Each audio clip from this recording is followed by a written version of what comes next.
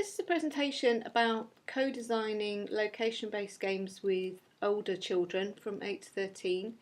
It was a project conducted with my colleague Kate Howland and myself, Kathy Grundy, and the idea was to use technology to get older children to play outdoors. I hope you like my presentation and the paw prints on it. These represent tracking down the right solution. So it started off with myself volunteering for quite a few years with Sussex Wildlife Trust. They run voluntary summer camps for kids, and they run them from any age, from 6 to 14. But most of them are of that younger age bracket. 85% of them are between 6 and 9. And they found that they're the ones that actually volunteer to want to do the kind of activities they have on offer out in the country. So they desperately wanted to encourage the older bracket to participate. The kind of things they do were very creative. They do things like games with rules. So they've got a game called Bat and Mouse, where one of the children has to act like a bat and make signals, and the mouse has to squeak now and again. They have to try and catch each other. So lots of sort of fun games out in the country. They do lots of things like identifying creatures, creative activities as well, things like creating sculptures out of nature and art, which most children of all ages do enjoy. And of course there are the survival methods that most kids love, probably post-Bear Grylls, making dens, foraging for food, and especially lighting fires and cooking marshmallows on it. Very popular, actually, with adults as well, to be fair.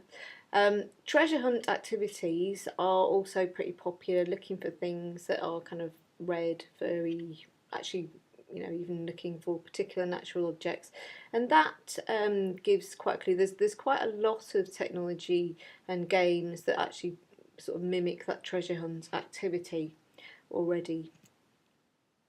So I just thought I'd mention this project by David Bond, Marketing Directing for Nature. A lot of Brighton students, including myself, I'm doing my PhD at University of Brighton, got involved with this, and he made an excellent film around a project called Project Wild Thing. Part of the Good for Nothing group were participating in it as well. So I recommend viewing this if you're interested in this area. He reckoned that, you know, he basically said in a much more eloquent way than I could that it's to do with screens and TV, being with friends, and just those kind of other things that are just much more cool, basically, than hanging out in the countryside, believe it or not. So technology could be the key to making kids more interested in the outdoors if we can just make sure that they sort of play with something out there.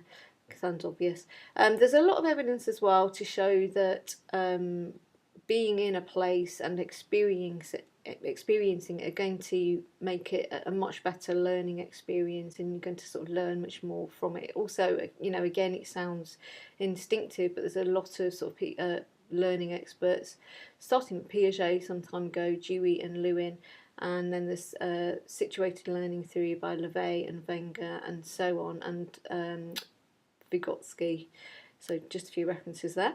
There's a lady called Yvonne Rogers who's also at the University of Sussex, and she did lots of work in this area around an ambient wood project, and this was just showing really that kids are much more motivated towards learning and participating in things if they can use technology.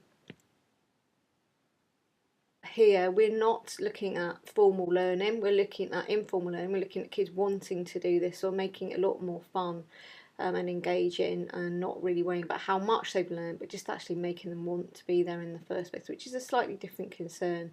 But once they're there, how do we make sure they're not just looking at the screen the whole time? And that's what happened the first time we did this game. I've just got a photograph there of kids sort of from a local school participating in the project and just staring at the iPad, which is where the game was.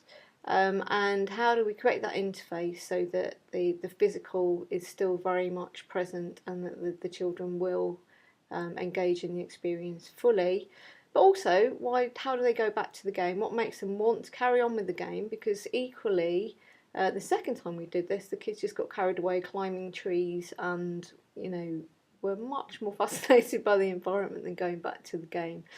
So it's just creating that balance, and also how do we get the kids to navigate around that space effectively.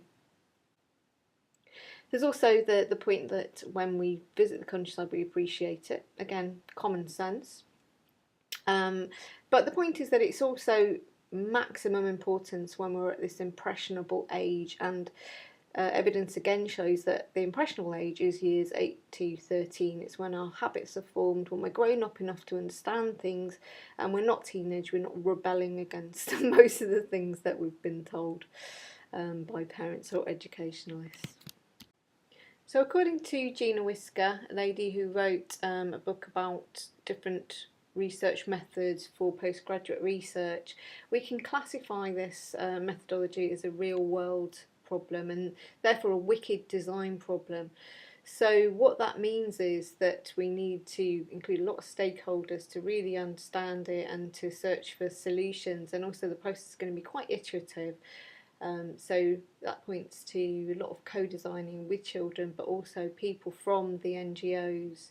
There's been a bit of a debate about what real world actually means, but just in this sense we mean something that has been flagged up as an issue by environmentalists. So what we're trying to do is to look at how to encourage enjoyment about being outdoors. That's the first issue, and it will have a fixed learning component, but it's not a mobile learning project as such. It's not a classroom activity. So the obvious solution was to look at location-based games. What is a location-based game? For anyone who doesn't know, it's a game that has particular map points and associated activities that require movement between them. That's what we mean in this sense anyway. To look at this, we used an application called Aris, which is an app that you can download for free on the iPhone, and it's like a template that allows people to create adventure style games. So these games, I'm going to show you a demonstration, but just briefly, they have characters, they have interactive media at different points. You can interrogate the characters and view things at the interactive points, and you can also pick up items. But the point is that it's on the online template on the website for Aris. Children are able to make their own games, which just allowed us to properly co-design this activity, and we worked with quite a few different schools to create a few games. I'm just going to show you some bits shortly. We also use the Morpho app because kids just think this is a lot of fun. So again, something that you can download and use. It's supposed to be sort of taking photos of your friends and then animating them, but we discovered that if kids do their own drawings of natural objects or take photos of natural objects, we can actually animate them and make them interactive characters in the game and place them in the park for them to talk to and mess about with. So for anyone interested in co-designing, we use the Liz Sanders method, Say Do Make. She was a practitioner at Sonic Rim, and this is just listening to what people say about what they want and what they do, watching what they do, and then getting them to make something, basically. So say examples of things like questionnaires or surveys, which we did about this, and interviews with the children and Sussex Wildlife Trust. Issues for kids are their verbal skills sometimes. It's not the ideal way for them to communicate, and also ethics of actually interviewing children directly are not ideal. Then we watch what they do, so taking part in the Sussex Wildlife Trust workshops, observing nature walks with the technology and just playing the game with them and just videoing them and doing ethnographies. It's quite time consuming, and obviously as an adult you're interpreting that as well. So making things with children is probably the most ideal way to get the right information. And I was lucky enough to work with a children's counsellor as well, a lady called Liz Alsobrook, who works with children with issues. And she pointed out to me this kind of method of using puppets to talk to kids about problems that they have with their family. We developed a new method which is all about using characters and getting kids to design characters while they talk about them. And we found that actually it leads children to start having conversations about their own emotions and just how they feel about things, and also just revealing things about themselves, but not directly about themselves. So a little bit more ethical, and also just easier sometimes than asking directly about a design concept.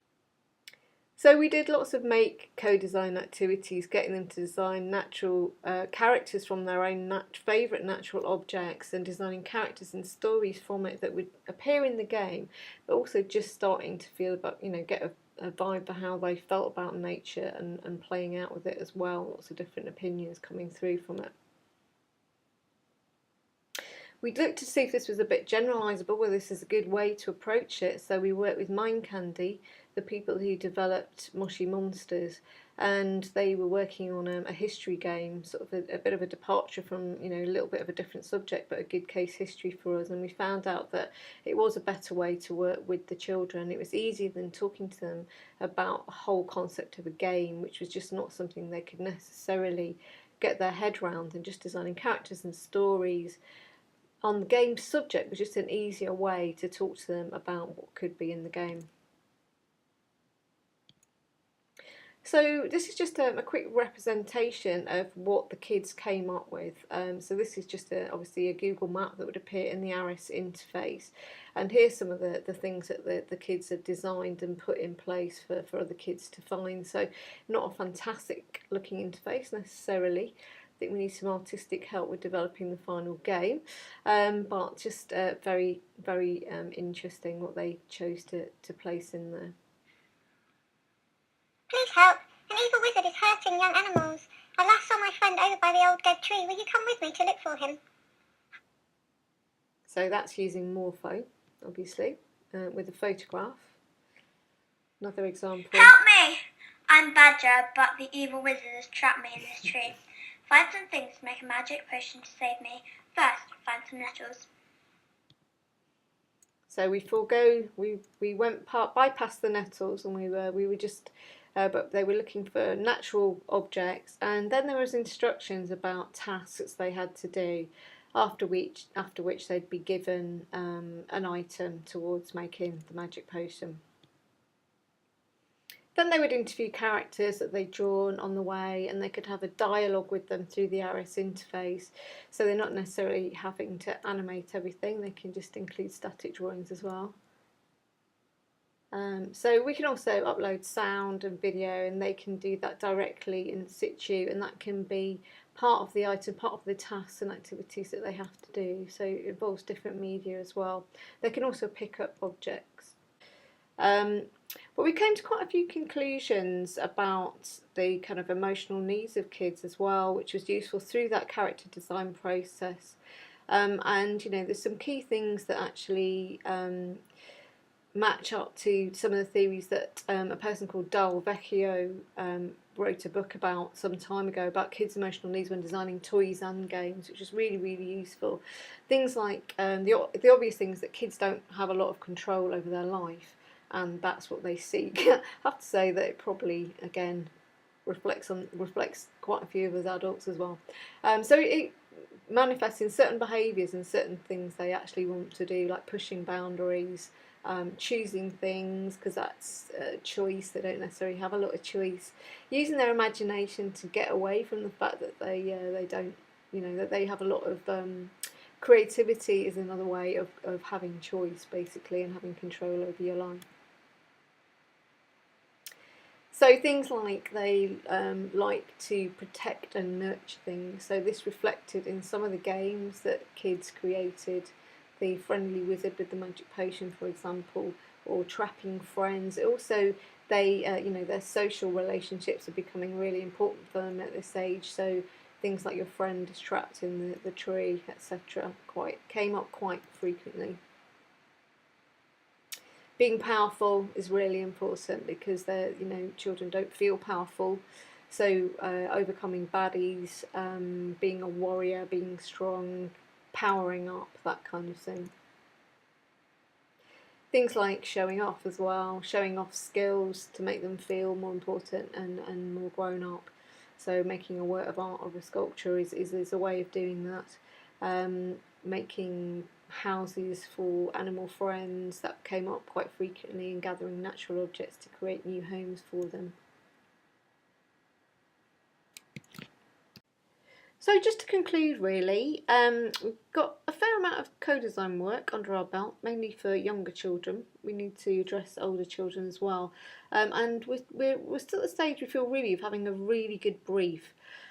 So the next stage is to get some fantastic graphic design skills on board, and make something that looks a little bit more exciting, because unfortunately the one thing we did find was that children don't like looking at other children's drawings as much as they like looking at exciting professionally designed characters. So if you have any ideas about the game, or you've got any feedback for us, we would really love to hear from you. So thanks for listening.